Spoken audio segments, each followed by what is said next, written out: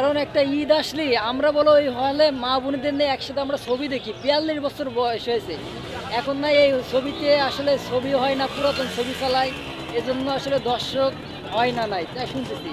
তা মালিক বলতেছে যে বিদ্যুৎ বিল, কারেন্ট বিল আসলে এইগুলো আসলে উঠাতে পারতেছে না, এই জন্য বন্ধ করে দেবে ভাই। তাই এত বছর তো বন্ধ করিনি, এখন বন্ধ করতেছে। এরা যদি ক্ষমতায় আসে, আমাদের এখানে একটা আছে মাগি পড়া ভাই। হয়তো আপনার বউ আছে, আমার বউ আছে, হয়তো আমরা রাত্রি এনজয় করি, আমাদের তৃষ্ণা মিটাই, কিন্তু সারা বাংলাদেশের অনেক জেলার লোক আমাদের যশোরে এসে এই মাগি পড়া এখানে এসে তৃষ্ণা মিটাই ভাই। তাই এটা যদি বন্ধ করা হয়, তো দুইটা যদি বন্ধ করা অনেক ক্ষতিগ্রস্ত হবে মানুষ। কথায় আছে না, রাজা যদি পূজা হয় তাহলে রাজার পার্টি থাকে, আর পূজা যদি রাজা হয় তাহলে সে পূজার পার্টি থাকে।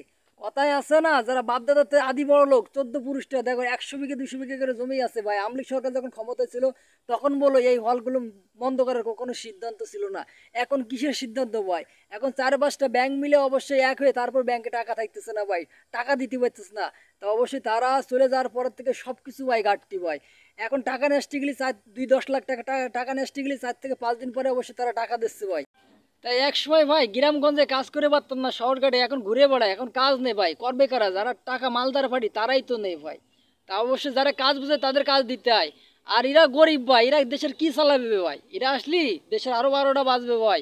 আমি একটা কথা আপনাদের বলে থুলাম ভাই, দেশ আগের মতন নেই ভাই, সব কিছু বন্ধ হচ্ছে দিন দিন। আজ থেকে 2-5 বছর 10 বছর 15-20 বছরের কথা ভাবে দেখেন মানুষ কিভাবে চলেছে, আর এখন সেটা পাচ্ছে। আমাদের যশোরের যে ঐতিহ্যবাহী একটা সুনাম, এশিয়ার ভিতরে সবচেয়ে নামি দামি হল যদি থাকে আমাদের যশোর মনিয়ার, সেটা শুনছি যে বন্ধ হওয়ার ঘোষণা দিচ্ছে।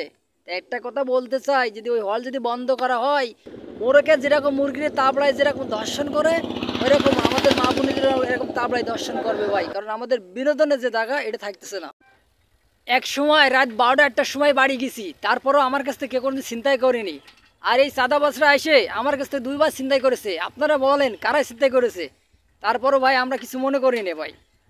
ক্ষমতা আসবে, ক্ষমতা যাবে, এটাই চিরস্থায়ী ভাই, চিরস্থায়ীভাবে কেউ থাকিনি। আমাদের বাংলাদেশ সুন্দরভাবে সবাই চলছিল, কিন্তু সেটা আর হলো না, সেটা যে আরও 20 বছর পিছিয়ে গেলে। তা কথাই আছে না, সুখে থাকলে বাঙালির ভূতি গেলই। তা আমাদের কেউ কারো ভালো চাই না ভাই। একটা মানুষ যদি দেশের জন্য উন্নয়ন করে তা সেটাকে আমরা গেবত করি। আর সনাতন ধর্মের মানুষ যদি একটা জিনিস কিছু যদি উন্নয়নের কাজ করে, তারা দেবতার মতন তাকে ভাই শ্রদ্ধা করে ও সম্মান করে। এই ঈদে গিয়েছিলাম, একটা টিকিট ছিল 1500 টাকা ভাই। কারণ কি ভাই, বেশি লোক হয়েছিল, ওভারলোড হলে, এজন্য মানে একটা টিকিট 1500 700 800 মতো নিয়েছিল ভাই। তারপর তো মানুষ ছবি দেখেছে ভাই। কারণ বিনোদন না থাকলে ভাই মানুষ কখনো চলতে পারে না, বিনোদনের প্রয়োজন আছে ভাই। যেরকম সৌদি আরবের মানে দেশগুলোর কথা, সেখানে ভাই রাইতে ভাই নাইট ক্লাবে আবার ডিস্কো ড্যান্স হয়, হয় না? আপনারা একটু লক্ষ্য করে যাই দেখেন, সৌদি আরব কি আগের মতো আছে? এজন্য বলতে চাই, আমাদের যে মনিয়ার সিনেমা হলটি অবশ্যই এটা যাতে না ভাঙে। কারণ আমাদের মতো অনেক প্রেমিকা প্রেমিকারা এখানে বলো বিনোদন কাটায়। আরে ভাই একটা কথা বলতে চাই ভাই, বিনোদন থাকার প্রয়োজন আছে ভাই। এই যদি মাগি পড়ারা এরা যদি ক্ষমতায় এসে মাগি পড়াগুলো বন্ধ করে, এতে করে অনেক ক্ষতি হবে। আমি বলছিলাম আগে একটা কথা যে মোরগ যেরকম মুরগির তাবড়ায় যেরকম দিনে মানে দর্শন করবো, এরকম আমার বোন আপনার বোন এরকম এইভাবে দর্শন করবে। এই জন্য বলতে চাই, এটা 42 বছর ধরে অবশ্যই মান্না যখন বাইসে ছিল তখন এই হলটা অবশ্য অনেক ভালোভাবে চলে, এখন হয়তো চলে না, অবশ্য একটা ঘাপেলাতি আছে এর ভিতরে।